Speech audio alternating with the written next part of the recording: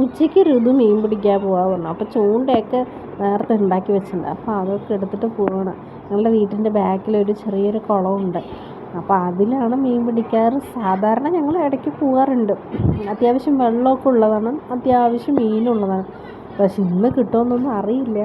മെനക്കെട്ട് മീൻ പിടിക്കാൻ പോയിട്ടുണ്ട്. പക്ഷെ വെള്ളമൊന്നും പതിവ് പോലെയൊന്നും ഇല്ല. നല്ലോണം പറ്റി.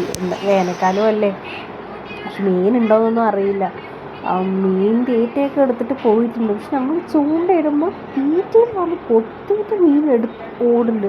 പക്ഷെ ഒന്നും കിട്ടണമില്ല. പിന്നെ ഋതുവിനെയൊക്കെ ഒരു ചൂണ്ട കൊടുത്ത് സൈഡിൽ കൊണ്ട് ഇരുത്തിയില്ലെങ്കിൽ അവൻ മുഴുവൻ കൽപ്പിലാവും. എന്നാൽ പിന്നെ ഞാനും പിടിക്കാൻ പോകുന്ന അവൻ്റെ ചൂണ്ടയുമായിട്ട് ഞാനും കുറേ നേരമൊക്കെ ശ്രമിച്ചു.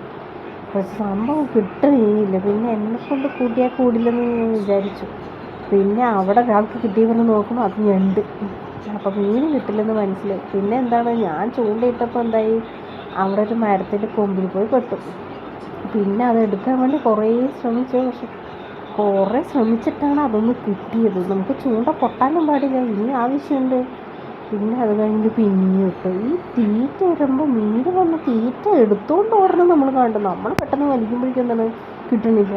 പിന്നെ അവസാനം നാണം കെട്ടു. എന്നാൽ പിന്നെ ഇനിയിപ്പോൾ വേണ്ട പറഞ്ഞിട്ട് ചൂണ്ട ഋതുവിനെ കാണാണ്ട് ഒളിപ്പിച്ച് വെച്ചു. ആദ്യം അവനറിയായിരുന്നു, അതാണ് അവൻ ആദ്യം തന്നെ എടുത്തിട്ട് ഓടാൻ നിന്നത്.